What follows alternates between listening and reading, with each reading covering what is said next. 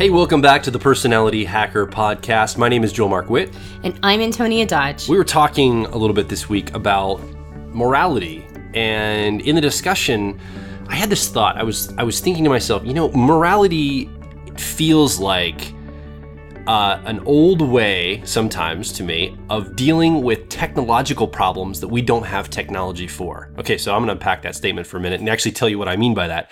I remember back in the day when I used to be very religious, I studied the Old Testament in the Bible, and there's a book in there called Leviticus, and Leviticus is basically the Jewish people at the time, the Hebrew people at the time, had a list of codified laws that God had essentially, according to their legend and story, had given to them about what was appropriate and what was not appropriate. And when you read through the book of Leviticus, it reads like a very weird piece of literature. It talks about things like if you're bleeding or how you dispose of your biological waste from your body, all these different laws and rules, and they're basically codified into a moral set of how to deal with things in life. Like if you go to the bathroom, you have to bury it so far outside the camp. If you are menstruating, you've got to throw away the rags you use during that experience or burn them, or there's all these different rules and things of how to do stuff. And as I was thinking about that, I was thinking, that was probably a way, and this is not my original thought. There's talk about this in Christian circles. It was a way that God was protecting the people of Israel against bacteria and disease and viruses through a moral code of how to deal with things, right?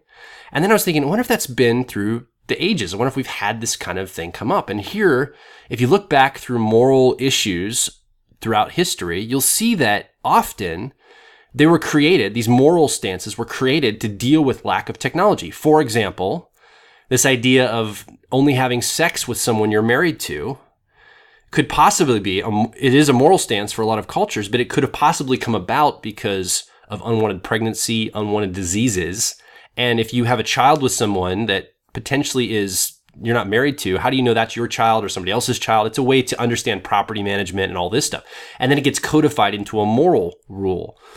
Now, fast forward. Now, these days we have access to contraceptions. We understand how pregnancy and childbirth, we have paternity tests. We've got DNA testing.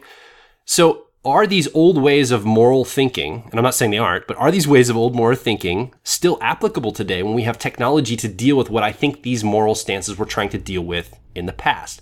And so we're going to just discuss this today. We're going to do a free-form discussion, some intuitive conversation, and unpack this idea of morality and codifying things morally that we don't have technology to solve yet, and then take that idea of morality and maybe broaden the concept of morality to what we're going to define as ethics, and we're going to unpack this. Yeah, so what I think is basically, if I'm taking what you're saying accurately, it's effectively when you look at something that has been inducted into society as a moral stance, right? Like this is moral or immoral. And you chart the etymology back to why it may have been decided that this is moral or immoral. It's because it was trying to solve a problem originally. And the concept of what's moral, basically morals are principles about what is good and bad, right and wrong. And then you mentioned the concept of ethics, and ethics is more like, okay, so how do we apply our morals? Like, how are we going to actually play them out in the real world as opposed to abstractions? And so the world of ethics becomes a little bit more flexible because an abstraction like a moral stance doesn't take into account every single situation. So to deem something as universally right or wrong is difficult when you're actually playing it out and noticing that sometimes what appears to be immoral is actually the right thing to do. It's the thing that creates a win-win. And then it puts it in the role of ethics. Like, it might have been the immoral, the quote-unquote wrong thing to do, but it was the ethical thing to do because look at the win-win it generated or created. So there's like two different compartments of thought here. There's morals and ethics. And when you chart back, what's nice about ethics is that, an ethical situation or an ethical stance is generally in the moment. You can theorize about ethics as well. And yet the point of ethics is that we're presented with situations that require us to behave in a way that generates, what we call, you and I have decided that one of our major ethical stances is that we like things that are life-affirming. Like if something is life affirming, if it generates, higher quality of life for people, if it promotes life and takes into account the preciousness of life, that's kind of what we define as like a good ethical stance. And so, sort of overvaluing our ethical position, I'll say, when somebody's trying to apply ethics, it might appear to be an immoral thing, but what if it promoted, fundamentally promoted life? Now, the reason why this gets sticky is because a lot of the moral stances that we take have been, like you said, they were originally potentially, right? Unless you believe that they came from God, right? And then the question is, well, why would God have determined those things? And it seems to be that moral stances have generally been taken to solve a problem, like the Levitical or the original Mosaic Law Code. The Mosaic Law Code, which, like you said, in modern times reads kind of weird, but at the time was very much to solve a problem of hygiene, basically. And so these things got inducted into their morality, and the consequences for disobeying them was very grave. Like, it's not okay to disobey these laws. You had serious consequences in the Mosaic Law Covenant if you did not observe these laws. And so it was to solve a problem, and it was to indicate that if you are not part of the solution, you're part of the problem, and then we're going to deal with that swiftly. So along, many, many, many hundreds upon hundreds of years later, now we look back at, things like that and go, well, not all of this is applicable to our current time period. We have like toilets that flush, and we have the ability to take a shower, and we have disposal, human waste disposal units. Yeah, we understand how bacteria and viruses work. Yeah, we have ways to wash our hands really easily. So then a lot of that stuff that was like moral for them at the time is no longer a question of morality. It goes into the realm of like ethics, like try to wash your hands, right? Like try to keep clean and not spread disease. But the one that you mentioned that I thought was really intriguing is this idea of not having sex with somebody that you're not married to. And that feels very much like, that's not just ethical, it's not just like hygiene oriented. Like that is a definitive moral stance for a lot of people, that it is definitively wrong to have sex outside of marriage. And this is not really a discussion around whether or not, a set of morals that was given in a, like in a book that you may believe is divinely inspired. It's not really to ask the question of whether or not that is divinely inspired. It's not a question of, whether or not the morals put forth in that book are, accurate and applicable or not. The question is more about whether or not, or what we do when we get to a point where the moral stance no longer has the same technical difficulties. Do we maintain the same position as we did before if the technical piece is actually handled, if it's not creating or generating the same problem? Like, take, for example, the Mosaic Law. Like, a lot of that stuff is just simply not applicable at this time, so do we give it the same reverence? Well, we don't. So, a moral stance that is designed to keep you from, say, raising a child that is not your own, or from passing your land down to a child that is not of your lineage, which was a big deal for a long time. To live in a time period where we do have paternity tests and we do have the ability to use contraception, and we have a lot of modern technological conveniences that doesn't, we don't run into the same problems as much. Is that moral stance still, do we still see it the same way that we used to? And is it possible that the moral stance was originally designed because of the desire to solve problems or not to generate more problems? Or is it because it's some universal moral position? And I think those are relevant questions. I don't have the answer to them. I don't know any of it definitively. I don't know I don't know if there's anything that's like truth with a capital T in there, but I do think it's a relevant question to ask, right? Because I've seen, taking this to an extreme, one of the things I've seen is that people will turn, something into a morality, yes or no, good or bad, based entirely on a preference, like a personal preference. Like, I remember you telling me about your father deciding that nobody was allowed to watch sitcoms in the house, right? Sitcoms were not allowed in the house. And you grew up believing it was because he thought sitcoms were wrong, like it was a moral position. And that was how it was couched. It was like, no, we don't watch sitcoms in this house because it's morally wrong. And then come to find out a long time later, it was like, your dad just didn't like sitcoms. He didn't like the laugh track. He didn't like, it was kind of annoying to him. He didn't like, it wasn't even really about how people were behaving. It was more like, I don't really like the pace of them. I don't think they're funny, and I don't like laugh tracks. So what started as a preference, a personal preference, ended up becoming a morality. And if that had never been found out by you, what if you passed that on to your kids? Yeah. And now you've got you've got many generations who believe that sitcoms are definitively wrong, when really it's just like a couple generations back, somebody didn't like them. Yeah. You know, we've already stepped on a few toes here. I'm sure if you're listening, and these are some sensitive subjects for you, around sex before marriage, all that stuff.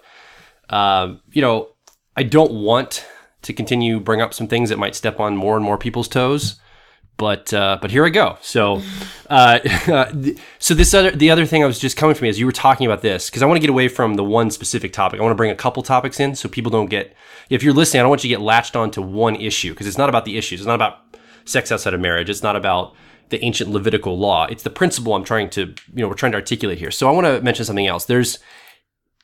So I think anytime we don't have a technology or we don't have an understanding about something too, this can happen. Right now, at the time of this recording in the United States, there's a huge, I'll call it war going on. And we've mentioned this on previous podcasts. And again, we're not going to get onto one side or the other, but there's a big war going on right now about, should I vaccinate my kid or should I not vaccinate my kid? And you've got a huge segment of the population of very intelligent people who have decided that vaccinating their children potentially puts them at risk to getting diseases. And I think the disease of autism is at the top of that list. And they have built an entire morality around it, an entire moral stance around it, a righteous indignation around this. And I believe it's out of fear, because the fear is there's no technology to deal with autism yet. We don't have a technological solution. And so people are starting to grab at like codified moral stances about this to deal with something that we just don't physically have a technology for yet. We don't know if vaccines absolutely cause autism or not. There's a lot of information that indicates they don't, but we don't know that definitively. And there is some speculation from some people, and I don't necessarily personally agree with it, but they have some cases that maybe this causes this disease. But to codify that into a moral stance, regardless if that's true or not, is what I'm talking about. That idea of codifying something, regardless of the issue, when we don't have technology to explain it or to solve the problem. Yeah, I think a lot of people are wary of vaccines. Maybe some people still feel that it causes autism. I think the bigger issue right now, since that's been pretty thoroughly debunked, I think the bigger issue is that people don't like to put a bunch of chemicals in their children's bodies, and they don't know, again, they don't know what the result could be. And so there's a desire to be careful. There's a desire to not just, put a bunch of stuff in your kid that might end up shortening their life or causing problems later, and those could be mystery problems. And so, yeah, there's an understandable desire to want to be as natural as possible. And then at the same time, like, nature is unkind to creatures who lack awareness, meaning that nature isn't always, nature's scary.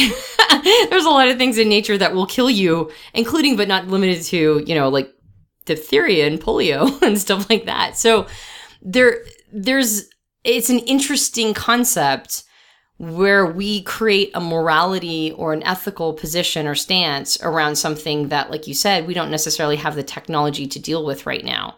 And so we have to sort of weave our way through these complicated choices and decisions, and we have to weigh all these options, and the world continually gets more complex, and now you've got the ability to access like every piece of information that's ever being considered or thought, and they're not all high quality pieces of information on the internet. And so it's like there's a lot of really good stuff, and then there's a lot of misinformation. And how do you tell the difference between information and misinformation? And so you have to use your gut and your intuition. I think actually that's, for me, that might be the crux of this conversation, is that we don't always have a definitive answer anymore. It used to be, I think maybe I've even mentioned this before in a previous podcast, but I was listening to Robert Anton Wilson's recording about his wife loving purchasing encyclopedias. And this is way before the internet. And his wife would purchase, I think they had 9 sets of encyclopedias by the time it was all said and done. And so when he was doing research for books, he would go check one of the encyclopedias, and then he'd check a second one, and he'd check a third one, and he'd basically check all of them. And he said it was so rare to have any two actually match. if you had more than one set of encyclopedias, you recognized that information and data was almost arbitrary at a certain point. But most people didn't know that because why would you buy two sets of encyclopedias? You just had the one. So if you had a question, they had their answer. That you would go and find the answer. Yeah. And there was a mentality. I think actually this is part of what you're talking about, that technology alters our relationship with morality. Absolutely. And ethics. Now we don't have one set of encyclopedias. We have like literally every piece of information that is printed, or at least digitally printed, available to us through a search engine. And so you're going to have within seconds, you have like an overabundance of information. And now you've got to weed through all this, and there's not one single answer. There's like 20 answers, and that's on the first page, right? On the first like Google search. So we no longer can just look to somebody to give us a definitive yes or no answer. We actually have to have our guts help guide the process, and our intuition and our what makes sense to us. And like, it becomes a little disconcerting if you're waiting for somebody to give you an answer. And so when the question of morality comes up, because we don't just have one person giving us an answer about these moral choices, we have a plethora of different perspectives that are given to us. And we have to kind of make a choice about what is the right moral stance to take. And then we take it from the abstraction of morality and then put it into the reality of an ethic, right? Or ethics, which is now how am I going to behave? And here's a situation that maybe I didn't anticipate, and now it's going contrary to what my moral stance was, and now I don't know what to do. It makes everything very confusing, I think, for those of us who are in like this sort of postmodern 2015 world. It's like, we don't just have one answer. And then you track back the moral stances, and you might get to a point where you realize that the morality was just to solve a problem that's no longer relevant. And then you go, oh, so then what are the relevant, what's relevant now? And do we make moral stances based on what's relevant now, or do we make ethical decisions that are a lot more flexible in the moment? So again, I don't know if I have answers to any of this. I know that the questions are incredibly intriguing, though, and I think that they're going to become more and more relevant. Those questions are going to become the questions, because we're entering a time period in history where there is no single voice that will tell you what to do. You absolutely have to make those decisions for yourself. Follow me on this train of thought, this pattern recognition train of thought I have. So I look around at the modern world, and Antonia just mentioned we kind of have this postmodern framework. There are endless amounts of information for any problem or anything that you're facing in life. Like, there's all this conflicting information potentially. And I believe that, moral stances are very rigid in how they approach things. Like, there's a rigidity to this is wrong or this is right in all contexts, all places, for all people at all times. And that is actually how everything has worked up until now. I mean, one of the reasons why, and this is the train of thought I want you to follow me on, one of the reasons why certain countries in Africa right now, and even in Asia, are technologically outpacing the United States. They have faster, some of these countries, like I think of Nigeria.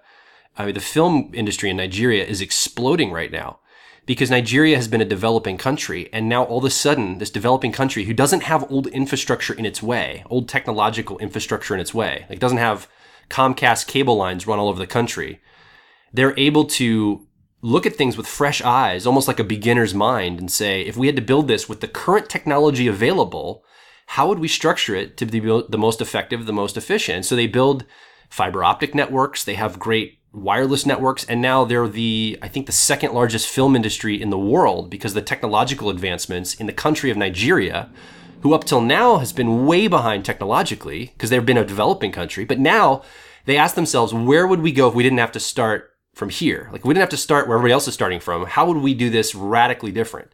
Whereas you compare that with Western countries, like here in the United States, Comcast has cable lines run to most people's homes. Telephone poles and systems and water systems and our highways, everything has been built out infrastructurally, and it's rigid. We can't just flip it on a dime, and we can't just say, well, if we were going to reinvent this, what would we do? Because Comcast would probably go to Congress and have class action laws or a lawsuit, and anybody would come up as a competitor, they would shut down because it's a big business, and the structure of how they do business would be so expensive for them to alter. They want to preserve those old structures. Well, now compare that to morality. Compare that to a moral stance on something. It works, in my mind, very similarly. Like, we might have had moral things that came up to deal with technological or social problems or challenges in the past. we've created them and now they're rigid and now we're going, okay, this doesn't work for us anymore. But because people have put a moral stance behind them, they feel like they're going to be in trouble, or it's going to be like a sin or a wrongdoing to reevaluate. And I'm not saying throw morals out. I'm not saying it's a free for all or it's anarchy or you should be able to do whatever you want or just, live, let live type culture. I don't think that's healthy either. But what if we took this idea of morality, this rigidity, and we move that more toward an ethical stance of flexibility, and we're able to open up and say, okay, if we didn't have to consider everything from the past, how do we feel about issue X? Do we still have the same rigid moral stance on this issue? Or are we going to do what a developing country, Nigeria, did with their infrastructure and just recreate it from what works for us right now in our current world? Yeah, I think that's why core values are so important. Because, you can use whatever you want to inform your personal core values. You can use, your religious upbringing, or you can use your current paradigm, your current theology, your current, lack of theology, or whatever is your belief system. You can use it to inform your core values, but when you're generating your personal core values, they shouldn't actually match anybody else's. They should be definitively yours. And if they do happen to match somebody else's, it's almost like coincidence. How you feel is the right sort of alignment or the right calibration for showing up in the world should be very deeply personal. At least that's my perspective. I guess that's part of my core values, is that I do believe that people should be able to determine those things for themselves. However, I feel like when morality fails us, because it sometimes does, morality, like you mentioned, it's an abstraction. It's a principle of what's right and wrong. And so it will influence us to behave in ways that might actually not be life-affirming in a situation. So when morality fails us, and we have to ask ourselves, what's the ethical thing to do if I don't have a moral stance to fall back on? Then I have to reach inside myself and figure out what my core values are. And my core values can be flexible. They can match ethics very well. And at the same time, they're not something where I've just definitively decided something's right or wrong. Because nothing works in black and white. Nothing does. A black and white perspective of reality is like we talked about in the Systems Thinking podcast. Things don't work in cause and effect, right? Like they just don't. There are emergent properties of systems. And if you don't take the full system into an account, your emergent is going to be out of your control. So, or at least you're not going to understand how it emerged. You're going to be blind to what caused this thing to happen because you're looking for a single source, and there wasn't. There was like 20 sources all merging together to generate an eventual emergent outcome. And so if we can't wrap our heads around this, if we can't figure all this stuff out, if we can't determine what our personal core values are and be flexible in the moment, as opposed to like hanging on to a morality, like a principle that says this is how things always are.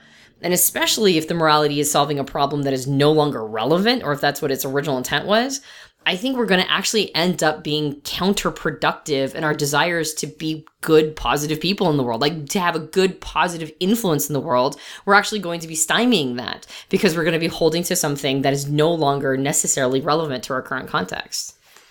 Yeah, and the first of all, I think the thing that we as people, like I try to do this in my own life, say, okay, this is a morality that I've had in my life or that I have that people hold around me. What is the etymology? And you hinted at this earlier, Antonia, about the etymology of our morals.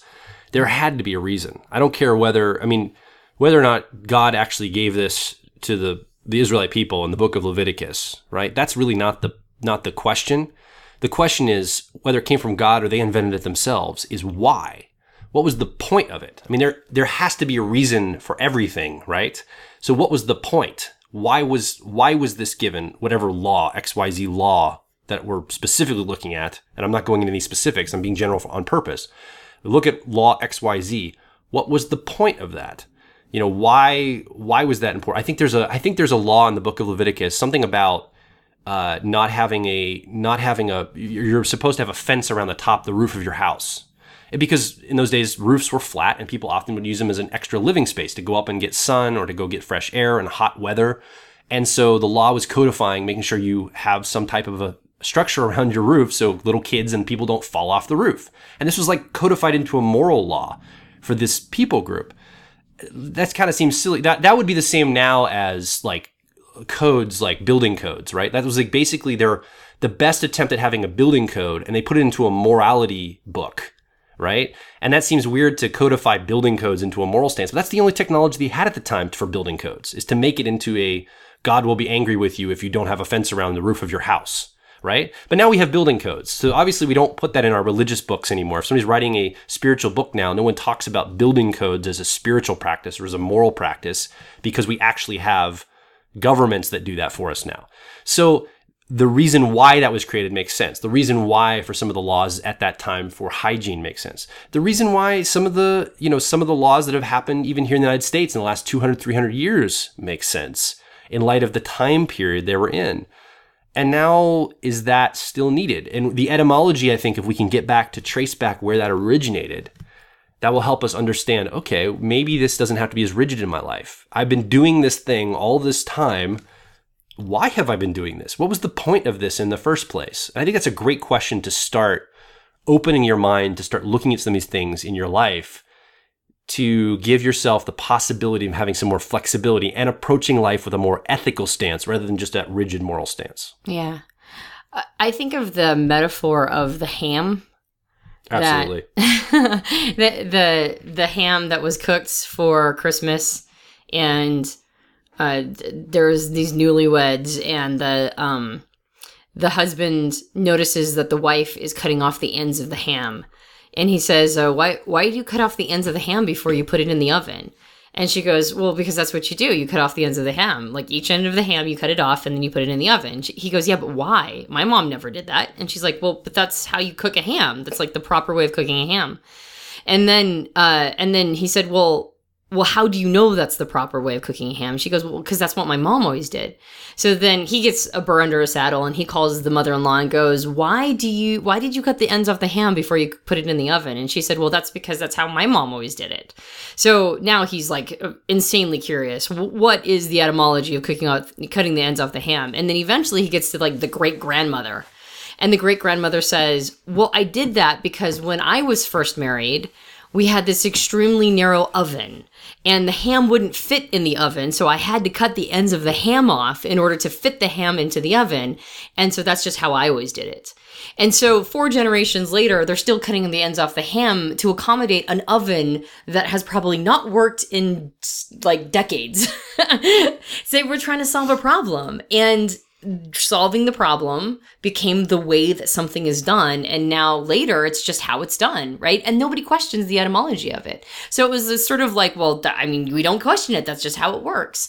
And so when we're thinking of concepts like morality and, not really questioning the etymology of where these things came from, like not really asking why, what was the original problem that was attempting to be solved and whether or not that's still relevant today. I always think of the ham illustration. It's like, well, there was lots of problems that technology solved, lots of them. And people pretty much, there were so many issues and challenges that our ancestors have had in so many different ways. And of course, they would have to create codified systems in order to deal with these problems because, it's not like the population has always been tiny. Huge populations of people that don't have these codified laws would probably be doing things that were not in each other's best interest. So they had to create codification. That's just how it works. And then you get to a point of technology where technology renders that original problem obsolete, and yet the code is still woven into our social contracts. It's still woven into our public consciousness or our shared consciousness, and we don't really question them. So I think, again, the reason why we even have this or having this conversation is because, referencing back your personal system of morality, is it rigid and is it based on something that's possibly no longer relevant? Or is your current system something that's been built around your personal core values? And that when you have a moment where you have to make an ethical decision, you actually have to take an action.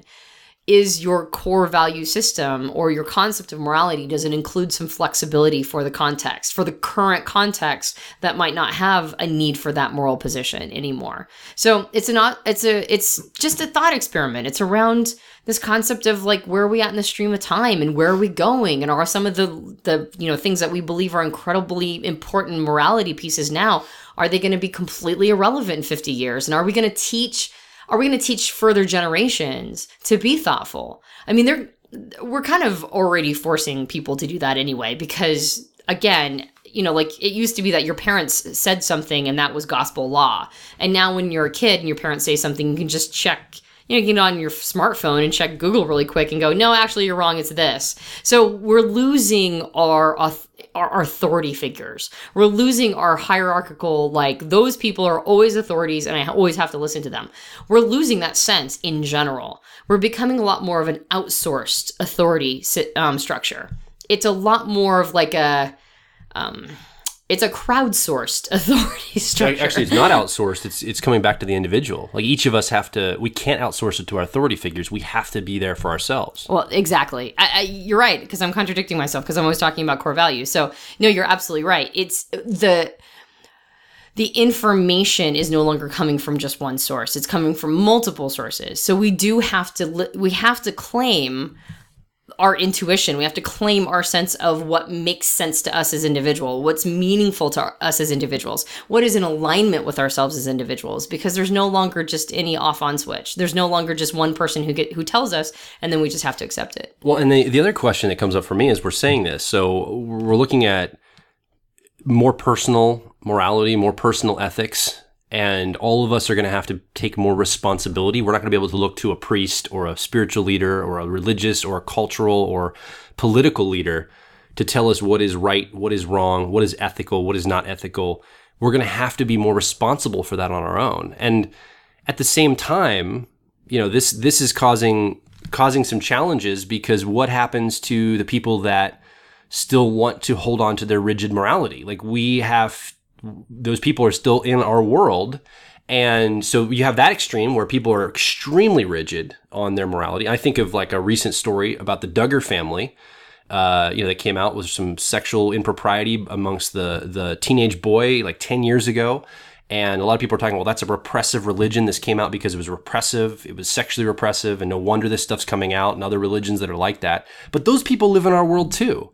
And it's going to take intelligent, thoughtful, and grounded people, you listening, us listening, all of us together, to say we have to take into account people with extremely strong moral stances, like that family, and then people that I believe are a little bit more dangerously, in my view, a little bit less ethical. They are, maybe they don't have an ethic around stealing or cheating or things of this nature. Those people are also in our world. And so how do we honor everybody's individual, well, this is my individual morality and ethic, at the same time, not letting people get away with things that can hurt others? And this is a really unique and different experience for us. In the history of humanity, I don't believe we've ever had this level of complication. We had to kind of make it up on our own probably way back in primal times, in like the tribe times, right? When there's like 200 people in a tent tribe roaming the Serengeti in Africa. We had to figure out how we're going to deal with that. And I think a lot of times we codify, the elders would get together and make some morality around something, and we'd pass it as a tradition down. So we did have some of this back then, but now it's so much more complicated. We're on a global level. We're all connected instantly through technology.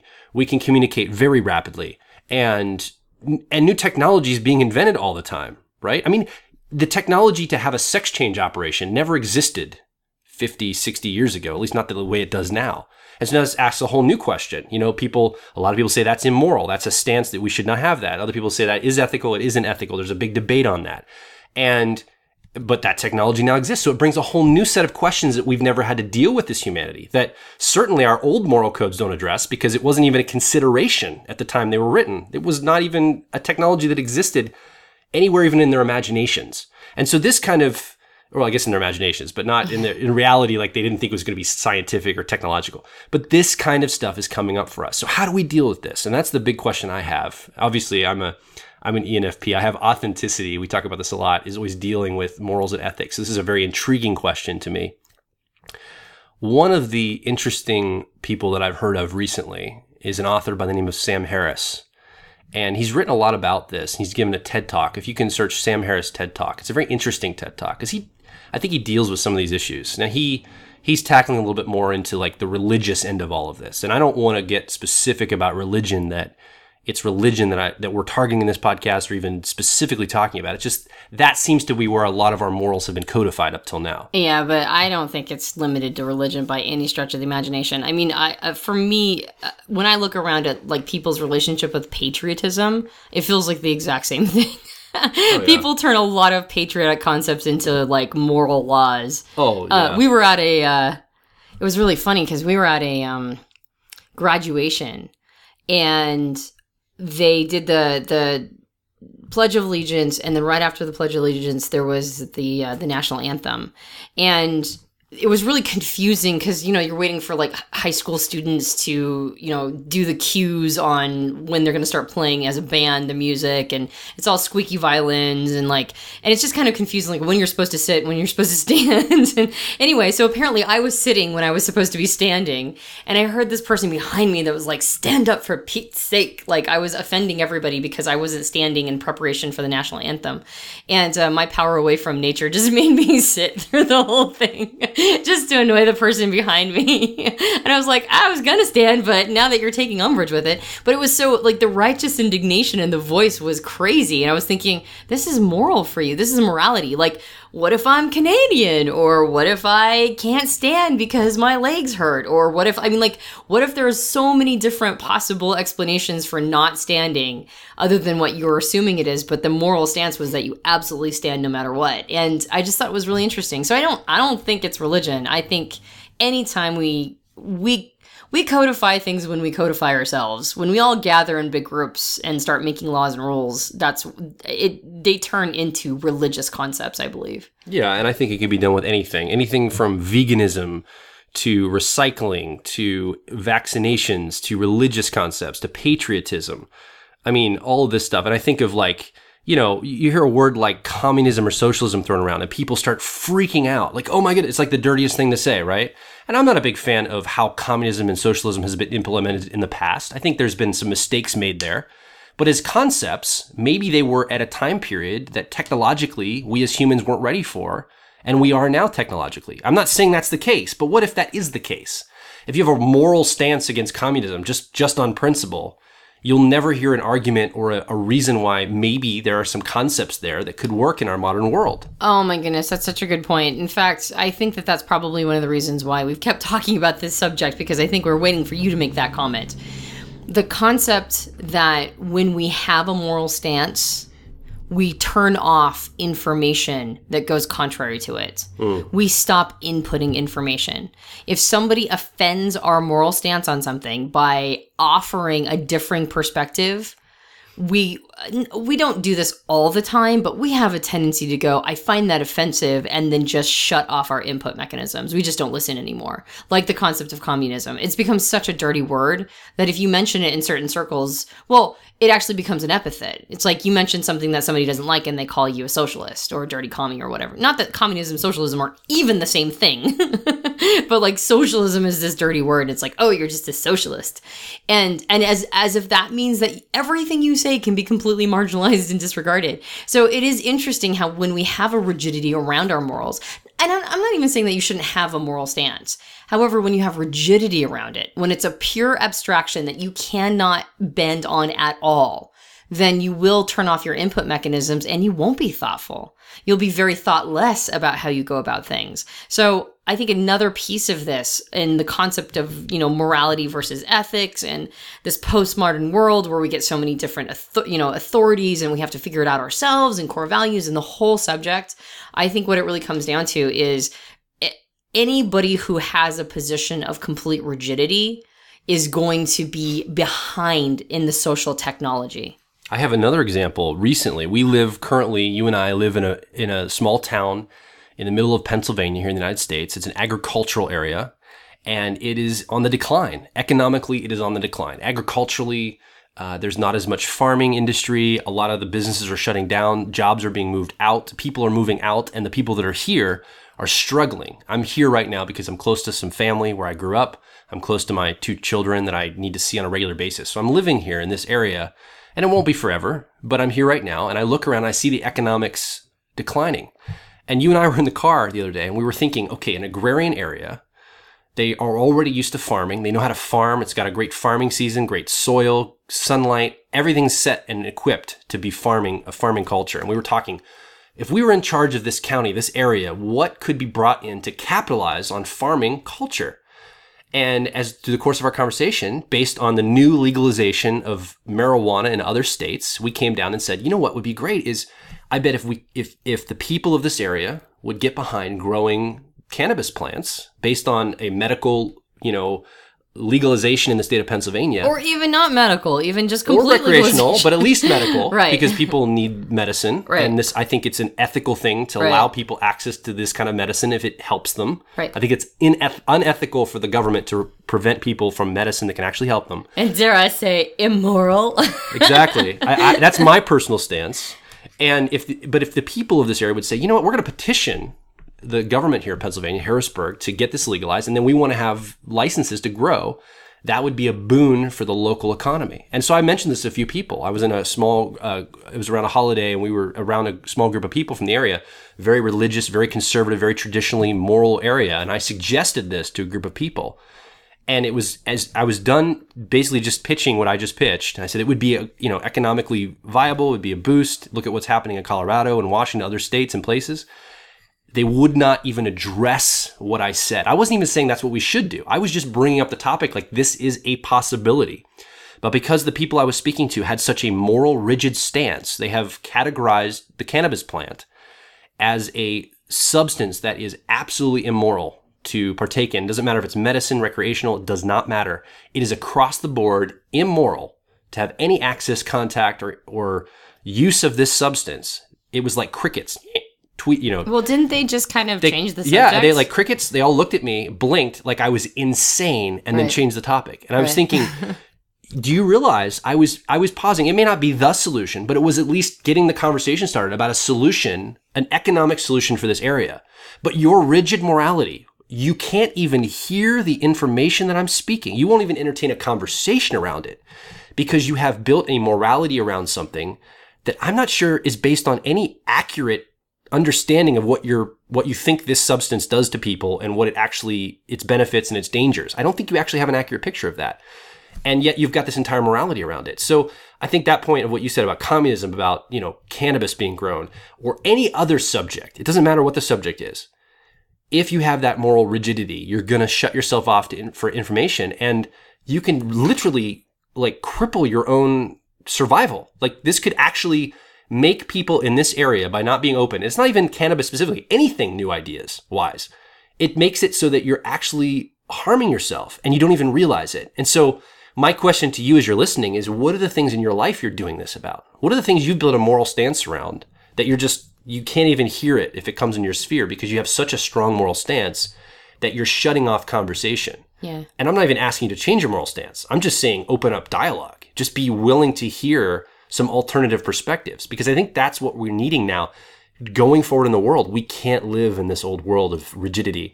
Things are moving too quickly. New challenges are coming too fast. We've got to build frameworks. We've got to build ethical understandings of things. We're going to have to be in situations where we're making up ethics on the spot with new stuff that's happening, and technology is starting to double itself faster and faster and faster. And this is only going to get more and more needed in the world.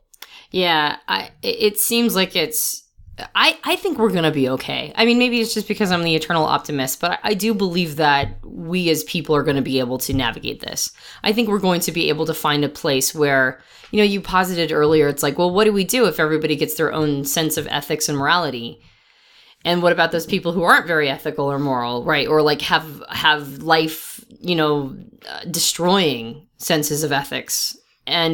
And what are we going to do then? If we don't have one specific law that we look to, I think we're probably going to have laws for a long time. And I think those laws are going to be life-affirming laws for the most part. But I do believe that we're going to have to question a lot of the things that we take for granted. One of the things that I was thinking about when you were talking just now was our opinions on prisoners and criminals and how they're treated when they go to prisons. We write criminals off well, if they didn't want to be in prison, they shouldn't have, done the crime. We have absolutely no provisions around rehabilitation. In fact, the recidivism rate for prisons is especially high because we don't rehabilitate them. We put them in a situation, we put criminals in a situation surrounded by other criminals, And we don't do anything for them when they're trying to get out. Like we make sure that they have a probation officer and that's it. You're on your own. And so, the recidivism rate is ridiculously high because we don't do anything for them. And we also put them around other people who are extremely violent. And I don't really trust prison guards very much. Like just the concept of prison guards. I'm sure there's a percentage of them that are very upstanding citizens. And then the concept of who would become a prison guard. Now, this is me, like with my own biases showing up, but I worry about I worry about people in prisons. I really do. I worry that we just write them off and we don't really care what happens to them. And and considering that we have some of the most overcrowded prisons in the entire developed world, it's becoming, I think, more and more of a problem that we need to seriously reevaluate what our position is on it. But if you bring it up, it's like, well, we have so many other problems that why would we think about that? And yet I think how we treat our criminals is a massive sign of who we are as a society in general. So there's a lot of things that need reevaluating in our world. A lot of things that are sort of litmus tests for the quality of people we are in general. And I do believe that the solution is to not create rigidity. We're talking about morals and ethics, but I think it's just rigidity in general. Like it's live mind versus dead mind. When you have a live mind, your mind is active, it's thirsty, it wants more information, even information that might go contrary to what its core values or ethical or moral stance is. Live mind will still entertain concepts just to keep itself active. And dead mind will not. Dead mind doesn't want to hear anything that it doesn't already think. It's always looking for information that already mirrors or choruses whatever it wants to think, and then it just shuts off. Any piece of information that comes in that is not resonating already, just go, we let the crickets take care of it. And that's what creates our reality distortion tunnels. I think the antidote to that is to actively look for information that goes contrary to how you already feel. Like if you are a staunch Democrat, right? Like that is the only way that you have ever voted. It doesn't matter who's in charge or who's the front runner in the Democratic Party. I think you should listen to Fox News for 6 months. Right? On a daily basis. And vice versa. If you are like the most staunch Republican, let's say that you are completely like Tea Party, super right wing, like that is your position. I believe that you should be, subscribing to Democratic newspapers and reading them on a regular basis. I mean, actively seek information that goes contradictory to your worldview. What's crazy is I think Republicans and Democrats are actually not that different. I don't think that those are 180 positions. But that said, they do. So whatever you think is the 180 position from you, I believe that the best thing you can do to keep your mind live, to keep your morals from becoming rigid, from keeping yourself from, ignoring input that goes contrary to your worldview and then ending up in that reality distortion tunnel so that when you're making choices, when your morals are becoming ethics, and you actually have to take action, that you're not accidentally, unconsciously doing things that are very destructive around you, that you're doing things that are life-affirming and are the highest, ethical position at a very high vibration. I think the only way we can do that is by being willing to reevaluate our positions on things on a regular basis. And I think that's happening. I think people are starting to do that. I think they're becoming less and less rigid over time. Generations behind, or like the younger generations, the people in their 20s, I totally see this being the case for them. They're way more open to new information because information is a way of life for them. So I think we're going to be okay as a general rule. I think we can be forerunners in this. I think people are approximately our age. I mean, we're in the front of something big. We're in the front of a wave that's massive, that's going to massively reframe all of society from this point on, until the next reframe comes. And I think we're at the beginning of something. So I think that we can be examples of how that can look, and living high quality lives, living, life-affirming, making life-affirming decisions, not just having our little reality distortion tunnels, but inputting on a regular basis and being willing to reevaluate how we've seen things is what's going to help us actually, solve problems and live higher quality lives as individuals. I have a belief that you listening might resonate with. This is a belief. I don't know this to be true. It's a belief I have. I believe in vibrational alignment. I believe that we're attracting you listening right now to this podcast, to us, Antonia and Joel talking. And you're that third person. You're sitting here right with us. You can't speak to us, but you're here with us. And I believe that whether you know it or not, if you're attracted to this podcast and you're listening to us, the likelihood of you being a transformational leader in your life and the people's lives that you touch is very high. Because we talk a lot, if you've listened to multiple podcasts, we basically are talking about transformational leadership type concepts, about owning yourself. We're Personality Hacker. We talk about understanding your personality, really understanding who you are and how you can grow as a person. And we have a lot of information, our starter kits and all the stuff that we sell on our website and all the free articles. We talk about that. But ultimately, I think what we're really working toward here with Personality Hacker, with you, is to build a community of not just a couple transformational leaders, but you are a transformational leader that has joined a larger community of other people of like minds. And we're all working together to think about, and we're not all going to agree, but we're all working together to think about what's coming down the pike next. How can we approach life better tomorrow than we did yesterday? How can we plus this experience of this human experience we all get to be on this earth to do? And it's exciting to have you with us here. And I'm hoping you're joining us every week because I see you as a transformational leader. I see myself as a transformational leader. I think we're doing this together. I see Antonia and I see the broader community of Personality Hacker in this way. And what's exciting about that is you're going to be part of writing this new script. Like you are going to be part of writing the new script that's going to do what Antonia just said, which is that big shift from one type of way of doing things in the world to the next. And it's an exciting time to be alive. It's probably the most exciting time in the history of the world that I can know. Now, maybe it's just because it's my experience. But man, and it's exciting to have you part of this journey. So we want to hear from you. I'd like for you to put on your intuition hat and that transformational leadership part of you, because I know it's there. You may not be the one out being bombastic, but in some way you're going to be a transformational leader in your life. Where do you see things going? Where do you see this morality and ethics headed? And I'd love for you to make a comment under this podcast over at personalityhacker.com. It's a great discussion place for us to discuss some of these topics. You can also head over to our growing community over at facebook.com/personalityhacker or twitter.com/personalityhack, because your voice matters and we want it to be represented in this community of transformational leaders.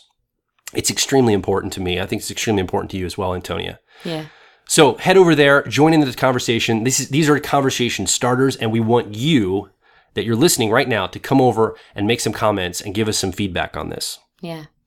You can also subscribe to our podcast on iTunes and various other platforms, Android platforms. And please feel free to rate us and review us on iTunes. I love reading the reviews. It always makes me very happy to read a review. So please feel free to do that as you're joining the overall discussion. Yeah. So thank you for being a part with us here at Personality Hacker. My name is Joel Mark Witt. And I'm Antonia Dodge. We cannot wait to have you part of the next Personality Hacker podcast. Talk to you soon.